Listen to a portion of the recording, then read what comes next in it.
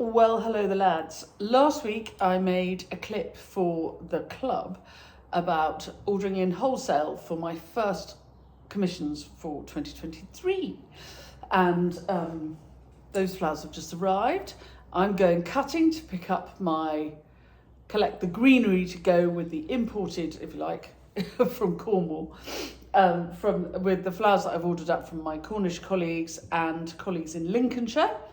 And I've got a few nice little commissions, including something that's very, very important. I'm going to make a funeral sheaf, a winter funeral sheaf.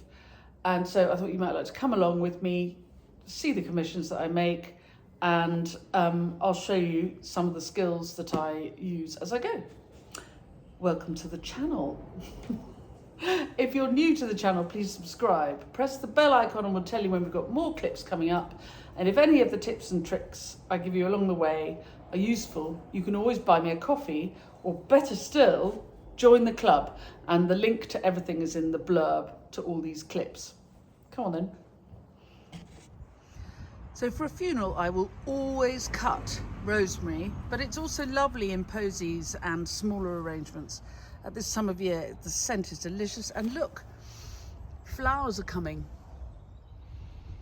And of course I have a bay tree outside the back door to keep the witches away. But it's also useful to cut, especially in the winter. The scent of the leaves is delicious.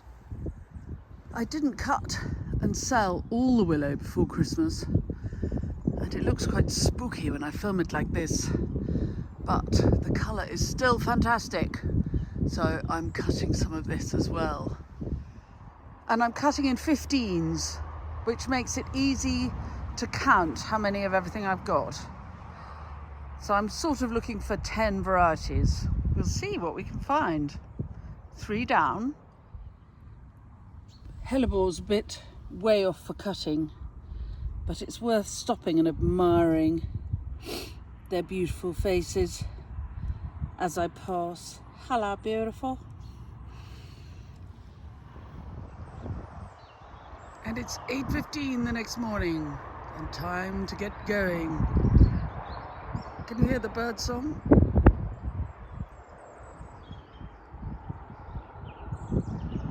Over the Russia.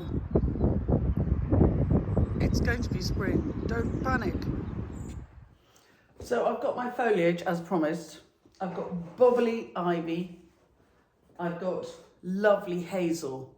Skill is to have it a springy look and not Christmassy, even though we're, 2 weeks later. I've got to get on, turn it into a spring look. So the hazel catkins really help with that. I've got curly whirly willow, brightly coloured willow, bay, variegated euonymus japonica. Say that when you've had a couple of shandies.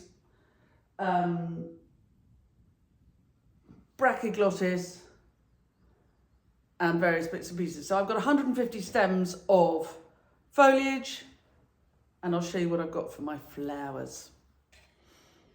And I've got lovely tulips from Smith & Munson, white narcissi from Clowance in Cornwall, Tanacetum, or feverfew I would call it, ranunculus, and alstroemeria from B.J. Richardson, Cornwall.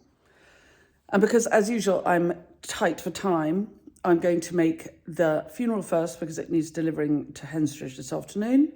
Then I'm going to do the flowers for my client who has a house full of flowers for the weekend because she wants them tomorrow. Then I'm going to do the hotel, and then I'm going to do the bucket. Let's get on. And I've got to get it all done. It's 8:15, and I've got to get it all done by 12 when I have a one-to-one mentoring session, pair of people arriving to look around the farm and maybe be inspired for their flower farming venture, which starts this year. Exciting times. So with all my flowers, really, I always start with foliage, and I'm going to do the same with the funeral. And a funeral sheaf is often a good idea to make something which then can not be left behind, but taken home and possibly not enjoyed, but to dress the houses of people after the event. And so this funeral sheaf is going to be made in 3 parts so that it can be very easily taken apart to become 3 bouquets. And these will be kept by the people, the family of the person who has died, and it can be shared out so everybody can have a part of it. And the flowers of funerals are very, very important, and they give a soulagement. I love the French word soulager. They make a possible a space to look, something to look at and something to just calm down around. And so that's my job, is to start to make something like that. And I always start with the greenery. There's lovely light at this time of year if you take a second to see it.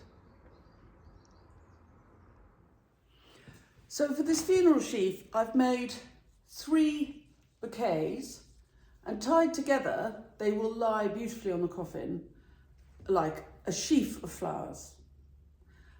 But they are individually tied, so they can be split afterwards and put into vases for the wake, but also taken home and enjoyed by the rest of the family over the next few days. So here are the 2 of the bouquets tied together, and here's the 3rd, and I'm just going to show you how I do this. Bucket of compost in the way. So there are 1 and 2 coming along nicely, and I'm just going to add the 3rd, and I'll lay it down and show you how it looks when it's finished.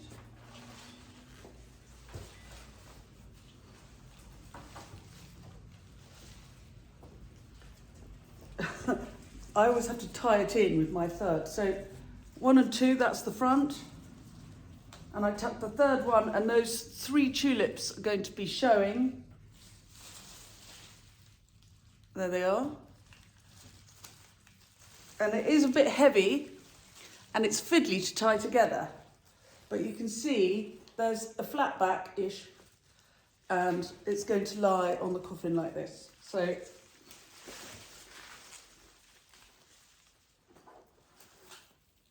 you do need strong hands for this job.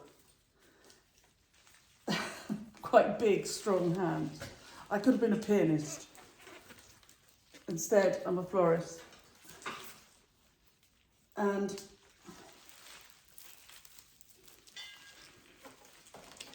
there we are. This has taken an hour to make, partly because I've been fiddling around doing other things, partly because I've been really enjoying. I love to listen to a podcast while I do my work. So I've been enjoying the Rest is History podcast. And there we are. I'll lay it on the table and you'll see how it works. I've got my lovely new slips from Newbery, and they're not quite sharp enough to snip the raffia off. So this is the way it lies. I'm just checking I've got it right. Yes. And it's very important that the congregation will be looking at it from this end. So they've got something to look at, something to focus on, not to take their attention away from what's happening, but living material. I think it's really important for funerals. Obviously, there is rosemary for remembrance in there, but the narcissi are scented.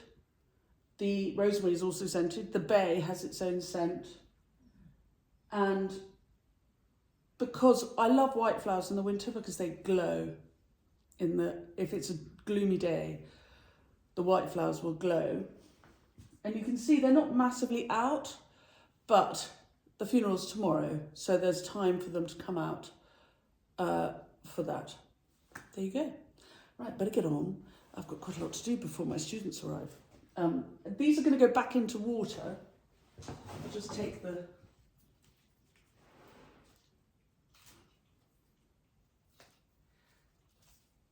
off the extra. And they will be delivered aquapacked to the funeral directors this afternoon. You can see how they will also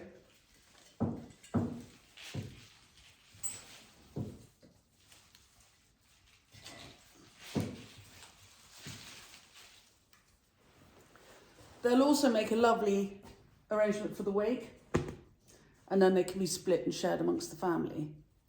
But they'll be delivered aquapacked to the funeral directors with very strict instructions about which is the front and which is the back, and how to lay them on the coffin and so on. And there will be a ribbon to go around the waist of the flowers because it's pretty. And the funeral directors can apply that tomorrow. Funeral directors are very, very good at what they do and should be trusted to really do a very good job. They are spectacular.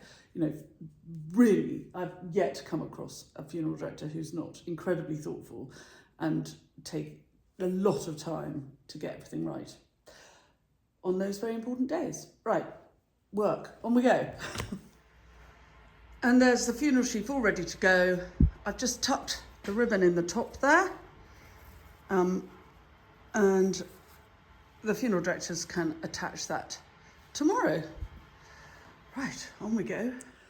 Right, it's the end of the day. I've had my lovely students here, really lovely people who have an idea for a flower farm, which is fantastic.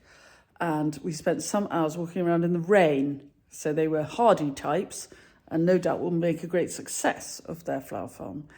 And the funeral flowers I made this morning have been delivered, thank goodness. And the rest of the flowers have been used up in the following way. There's a little something for number 1 Bruton, very fine boutique hotel, which will welcome you with open arms should you decide to have a weekend breakaway and possibly take some time to come on a workshop at Common Farm or a garden tour or something. Anyway, that's number 1. And then we have 8 fat posies. You'll have to excuse the untidiness on the shelf behind. But you know, a little gritty realism goes a long way. And then there's a cheerful mixed bucket of flowers and foliage for my lovely old clients to have some fun with. Bit of twiggery pokery always works well. And then we finish up with 3 big old bouquets for delivery tomorrow. And it's 10 to 5. So much for getting it all done this morning. So there you have a day in the life of this florist who should have got everything done this morning. But I had these lovely students here today, so it was really fun, even though it was so cold and so wet. But so they've had, 4 hours wandering around the garden and having a long discussion about how they might put their flower farm together, how they can manage themselves. I've managed to do all my floristry. Everything can be delivered tomorrow while I teach an all-day online career change flower farming workshop, which will be very cheerful. It's the first one of the year. So I'm looking forward to that. Anyway, thanks very much for following along. And I'll see you soon.